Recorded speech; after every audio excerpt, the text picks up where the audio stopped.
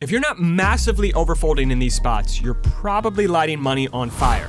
I'm gonna show you the top 5 most underbluff lines in all of live poker using the solver to illustrate why these lines are so underbluffed. For context, my name is Marc Goone. I played poker full-time for over 5 years. I started at $1, $2, worked my way up and played as big as 200, 400, and netted over 7 figures along the way. All right, let's jump in no particular order. I just said the top 5 because the YouTube algorithm likes lists of 5 things. So the top 5 most underbluff spots in all of live poker. Number 5.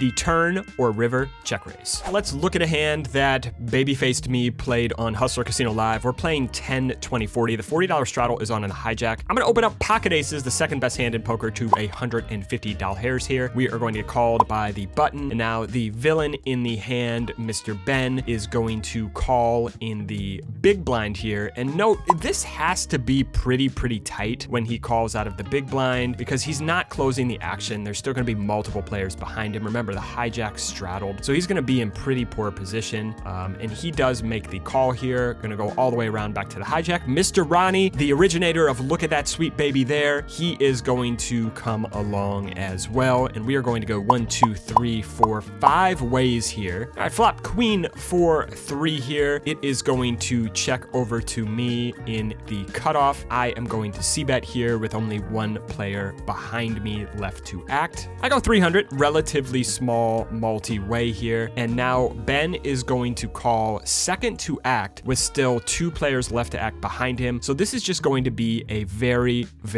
tight range. We're going to a turn, which is a 7 of hearts. And now when he checks over to me, I think I make a mistake here. I think I should just be going relatively big. When he calls next to act, he's going to be very tight. He's going to have a lot of king, queen, ace, queen, jack. Hands like that. Of course, he could have sets. He could have some straights, but most of his range is going to be a lot of queen X. I don't think queen X is folding on this turn, and he's going to let us know if he has a better hand. So I should probably just be going like 1,500, 1,600 here on this turn, just piling in money against a very strong range, most of which I am ahead of. But I play this pretty poorly. I go 600 here into 1,380, and now Ben is going to think it over. And you see here, he's counting out chips for the check raise here, and he is going to put in the check raise, and watch how long I am in the tank after he check raises here. Look at that, fold in about 3 seconds. So I want to show you why I was able to come to that fold so quickly on the turn. So here is my range getting to the turn. Going to be some queen X, some over pairs, some gut shots, some straights, some sets, stuff like that. Going to be relatively tight and equity driven when I bet on the flop. And here is going to be Ben's range for calling the flop. Going to be quite a bit of that queen X. You notice I gave him less ace queen because I think these hands just 3-bet pre sometimes. The king queen suited 3 bets pre sometimes. He does have some of the straights. Of course, I think some of these maybe fold pre-flop. Some of these maybe raise on the flop. Some of these maybe at a small frequency 3-bet pre-flop. And then he does have some of the sets here. Of course, some of these sets are going to raise off on the flop. And then he's got some of these wheel draws here that call on the flop as well.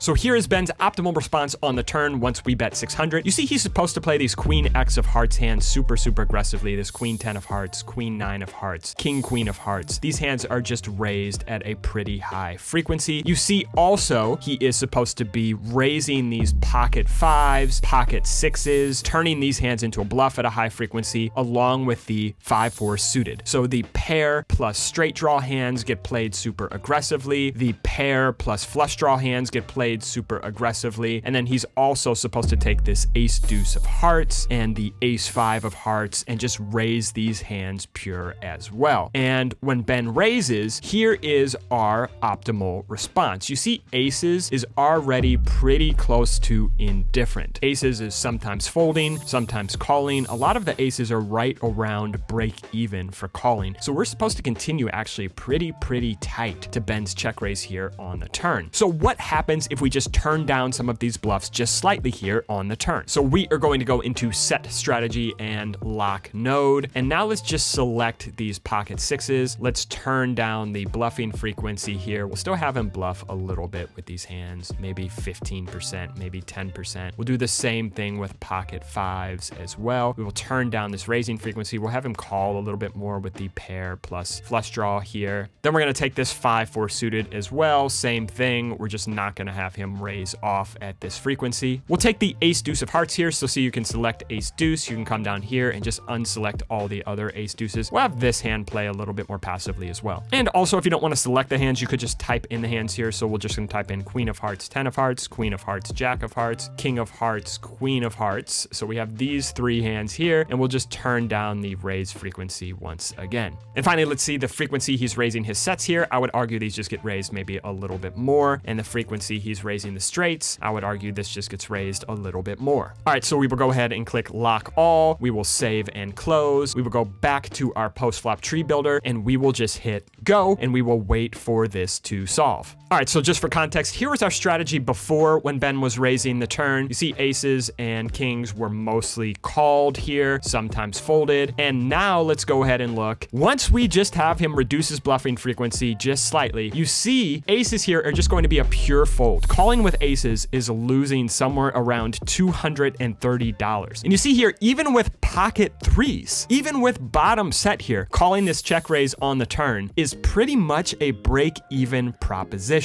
So remember, we still have him semi-bluffing. We just turned down that frequency ever so slightly, and now you can see how tight we should be continuing on the turn. And this is why you can just massively overfold when people check raise turns or rivers. The last time someone check raise bluffed a turn, George Washington Carver was president of the United States. All right, guys, real quick, if you're enjoying the video, please hit that subscribe button. I make videos every week based upon what the YouTube algorithm tells me what you like, and there's no better way to tell me that you like this video than hitting subscribe right now. Thank you, guys. Have a gentle day. All right, the number 4 most underbluff spot in all of live poker, ace high boards. Let me show you. All right, so we are playing 2-5, 1,000 effective. Villain is going to open from under the gun, going to fold all the way around to us in the big blind. And from a tight under the gun open, we are probably just going to be continuing with a hand like ace 10 suited here. This hand probably not quite good enough to 3-bet an under the gun open, so we are going to call. Flop comes ace 9 deuce. We check it over. He goes half pot. Again, raising doesn't really accomplish anything here. Folding, way too weak. We have top pair. We are going to continue as a call. We are going to the turn, which brings in the queen of diamonds. So now we've got the backdoor nut flush draw to go with top pair. We check it over. So he goes $74. So again, he is repping just a very, very strong range. Don't really need to turn our hand into a bluff. We have top pair. Again, our hand is just too good to fold, especially with the backdoor nut flush draw. So we are going to call here on this turn. We go to a river, which is a completely innocuous 6 of hearts here. We check it over, and now villain goes 172 into 230. So what should we do on this river? All right, so here is our equilibrium strategy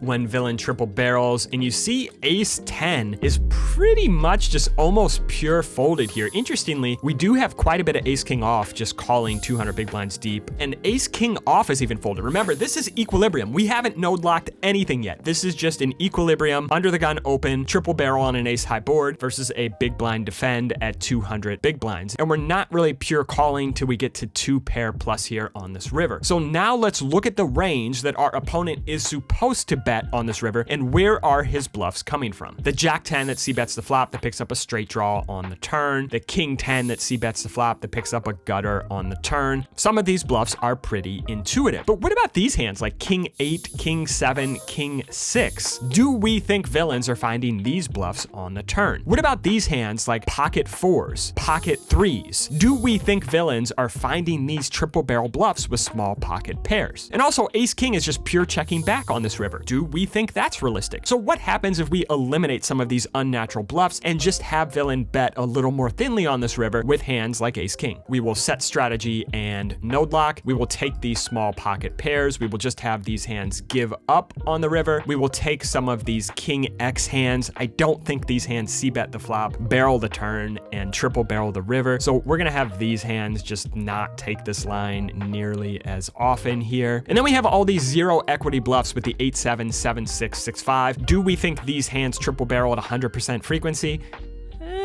I would say probably not. So let's have these hands play aggressively, but not quite this aggressively. And then let's just take the ace king and make sure the ace king bets the river at a higher frequency. So let's say something like 60-40 on this river with the ace king. So let us go ahead and lock this. We will save and close. We will go back to our post-flop tree builder and we will click go and wait for this to solve. All right, so once again, for context, here was our strategy in equilibrium. You see we're mostly folding when we have these hands like ace king, ace jack, ace 10, but they're sometimes mixed in. We are doing some calling with these smaller aces like ace 8, ace 7, ace 5, stuff like that, but mixing and folding mostly with most of our ace X hands. Once we node lock, here is our response. You see ace king is just a pure fold. Ace jack, pure fold. Ace 10, pure fold. Any single pair hand is just pure folded on this river. And you see the worst hand we are calling with here on this river is a hand like queen 9 for 2 pair. So you can see we're not going crazy here. We're just having villains not find a few of these unnatural bluffs and maybe go a little bit thinner than they should with top pair, top kicker on this river. And all of a sudden, we're pretty much supposed to fold almost anything besides 2 pair plus on this river. Ace high boards, really, really hard to find the natural bluffs. You have to turn a lot of weird hands into a bluff, and you have to plan that from the flop to have enough bluffs by the time you get to the river. So ace high boards, when they triple barrel, this is a spot you should be massively overfolding in live poker. Number three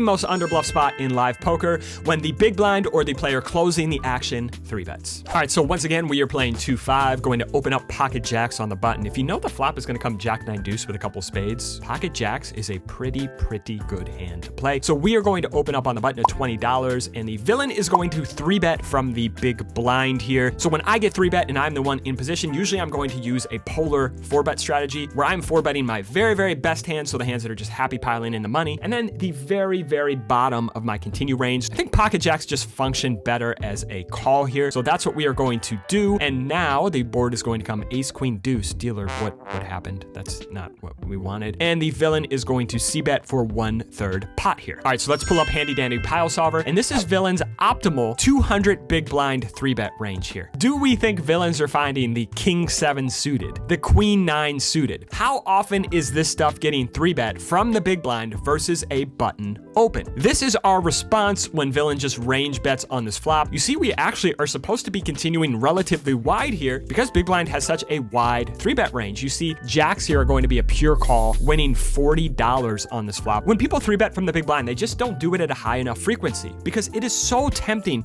just to click that call button, closing the action. So people are not nearly as aggressive with their 3-bets from the big blind, even versus a late position open. So let's take this wide 3-bet range from the big blind here, this optimal range, and let's make it look something more like this, which I think this is a much more accurate depiction of what people are 3-betting from the big blind. And this may even be a little bit wide, right? Some people may just flat hands like jacks, flat these suited broadways at a higher frequency. A lot of people just aren't finding these wheel ace X 3-bets from the big blind here. They'll just call closing the action. So I think we were even pretty generous here with the range we gave them. And remember, when they c-bet the flop before, this was our continue range. We're doing a lot of calling, a lot of raising, and very little folding. And when we lock their big blind range to be more accurate, now here is our response. You see jacks here are just a pure fold. We are now losing $15+ by calling on the flop with jacks. And you notice here our raising range is almost non-existent now. So we went from almost never folding and doing a lot of raising to folding over half the time and doing almost no raising by just locking their big blind range and making it a more accurate depiction of what people actually 3-bet closing the action. The number 2 most underbluff spot in all of live poker,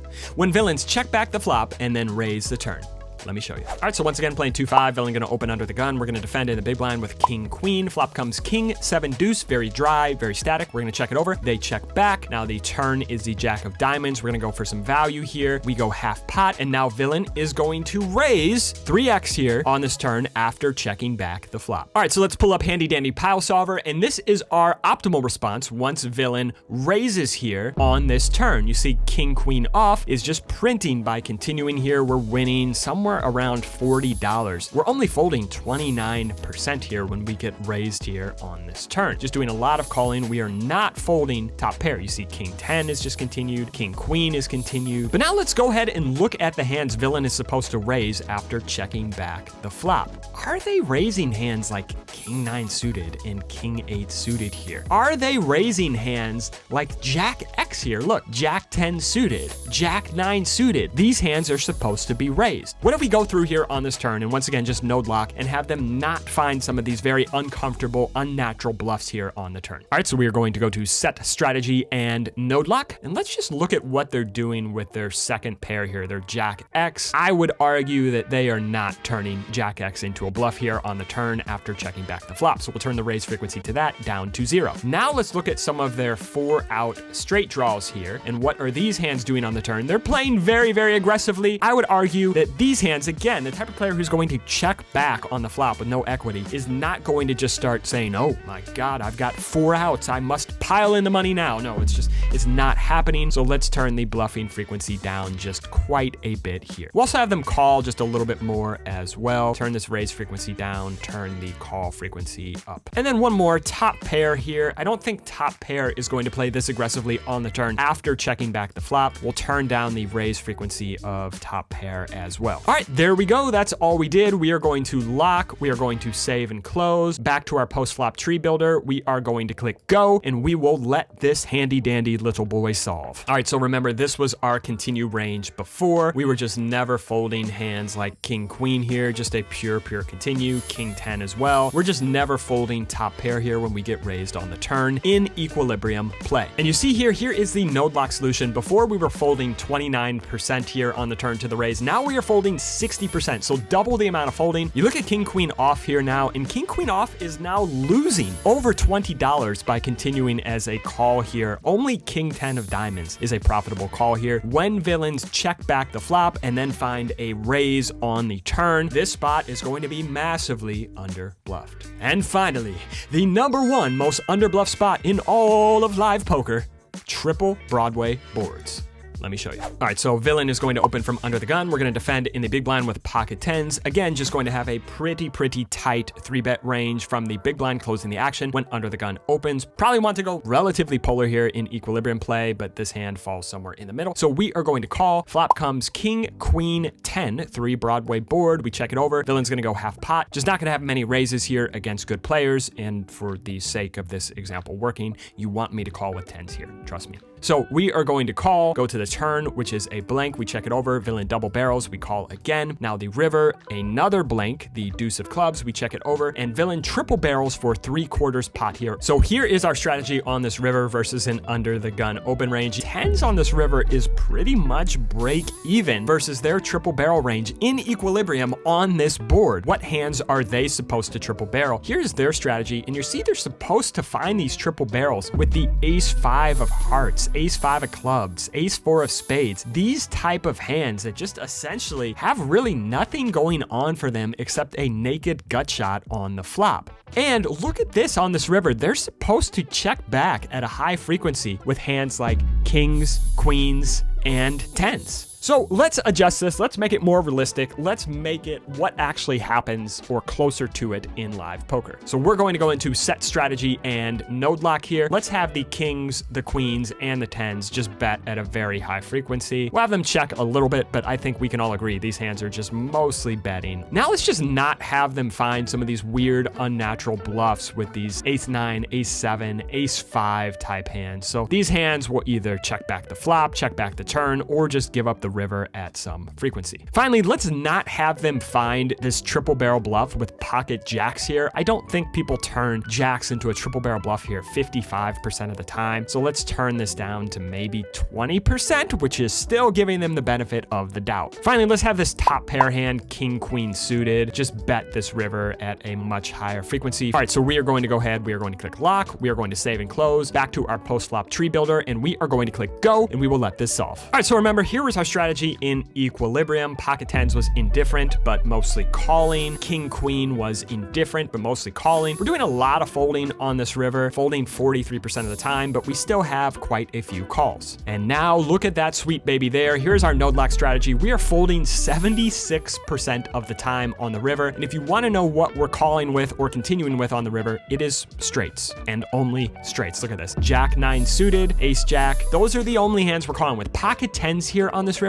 is losing $75 by calling. And I don't think we did anything extreme on this river. It's just really, really hard from an early position player to find enough bluffs on a triple Broadway board. People are just massively under bluffing these spots. All right, guys, hopefully you enjoyed this video on the top 5 most under bluff lines in live poker, and it skyrockets your opponent and turns you into the biggest boy of all. Thank you guys, and have a gentle day.